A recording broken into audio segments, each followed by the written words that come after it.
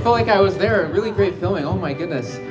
So yeah, we're gonna kick off the next Q&A session with the actual team members. So yeah, feel free to come down yourself, Marcel and Isabel.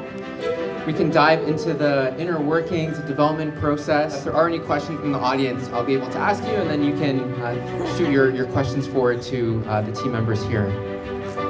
Yeah, welcome to the stage.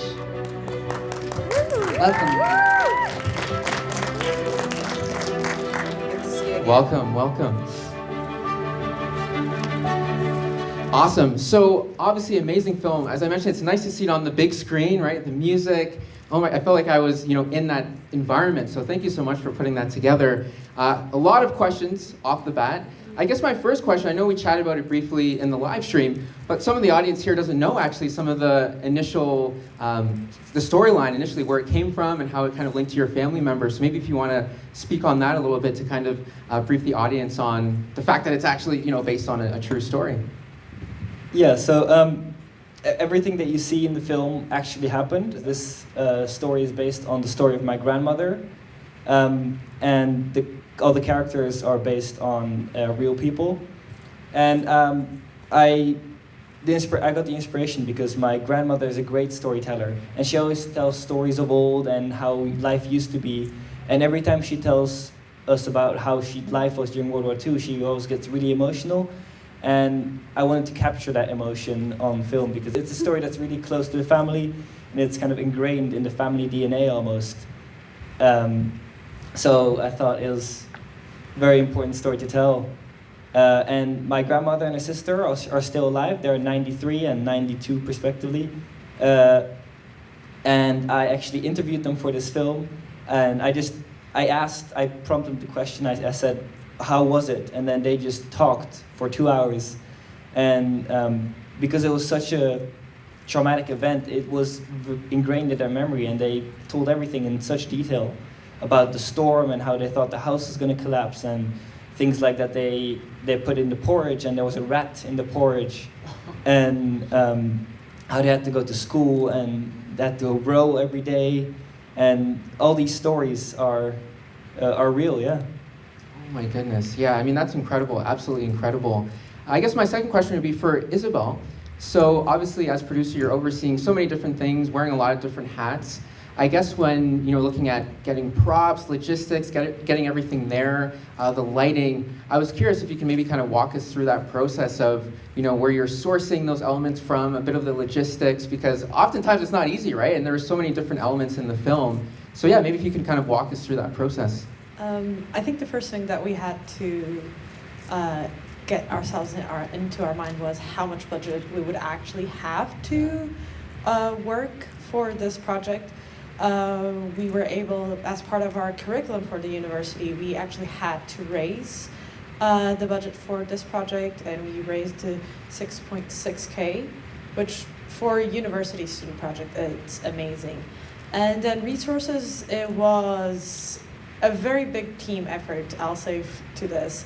Marcel being the only one that actually speaks Dutch and the whole team, he was the point of contact. I'd be like, hey, Marcel, I need this. I need you to get me to put in contact with these people. And he'd get on board with that. His parents and his family were amazing, and helping us as well, because they actually live in the Netherlands, and they were actually able to go to any place that we couldn't go physically because we were still in the UK, or because we couldn't travel at that precise time period. But also for our art director and sound designer friend, she also researched a lot for equipment, for the props and what to do and how historically accurate they needed to be. And we did source our costumes from a company, I cannot pronounce the name. But with lighting, we had an amazing team with our DOP and Jonathan, who is not here today. And we also had Kai and Miguel, who are amazing guys with the equipment, and they know what to use. And they told me, hey, Isabel, this is what I need for our lighting equipment. Get it from the kit hub, and so we had to book it, get all the paperwork to make sure the equipment didn't get damaged when we took it from the UK to the Netherlands and back. So yeah, quite. Oh my goodness. Well, for anyone is aspiring to, to build a film, I feel like she just walked through the whole process. So definitely, take notes. But I'll hand it over to Jay. I know our festival director, he has a question. Yes, actually, I was thinking about some of these departments that rarely get mentioned and praised. Actually, costume and production design in this film do shine, and I was curious if it was sort of a collaborative project in that sense, or you did have your own costume designer and production designer, and also if you did use any memories of your grandma as actually props. Yeah, so when I told my grandmother that I wanted to make this film, she invited me to she said, oh, if you need anything, just look around in my house. So, because in their attic, they all have all the original furniture and everything, they still have it. So I think 90% of all the props you see in the film are real. So the table, the chairs, they're 100 years old. Like the gas stove that they used, that's the actual one that they used in the attic. The bedpans, the pots, the oil lamp in the middle of the table. It's all original, and it's all stuff that was actually in the attic. So it's of course it looked a bit different back in the day, but it's quite an accurate representation of what everything actually looked like. So that was really cool that we could actually use real props. You can literally open a prop rental house, man. Yeah. Adding on this, besides the fact that we actually were able to get the original source of the props we had, I do have to say that Fran did an amazing job when it came to things that we didn't have. Like we didn't have the nursery for the child. We didn't have that, and we had to go and search it. And we had this kind of Amazon thing that was for the Netherlands, and we were getting in contact, but it's the research that went into it, and I think everyone's hearts into this project. I think everyone felt very, very passionate about the project, and we wanted to make justice to the story it is, especially given how the world is and has been in the past couple of years. So, thank you. Fantastic. I'll hand it over to Michael. Thanks. All right. Does anyone have any questions for Marcel or Isabel? Yeah. Go for it. I have two questions. How was so I'm presuming it was all shot in the Netherlands. So my first question is how did the kind of location scouting work, and was it a set or presumably maybe an attic, or how did that all work? And my second question is, how did you do the boat shots of the house? Okay, so we did 2 location recce's, and as I said, Marcel's family were doing any other location recce's that we couldn't do whilst we were in the UK. We actually did have some exterior scenes. We also shot in the original town where everything happened, which ended up not being in the film because we ended up cutting them out. But that's how we did it. We actually planned 2 recce's to go see all of these locations to make sure. And we actually did film in an attic of a music school. And we were able to build a fake wall in the middle of it so we could actually get the actors to jump through the window.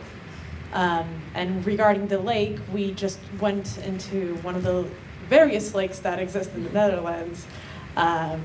We got a boat. I don't remember exactly how we got the boat, but we got a boat.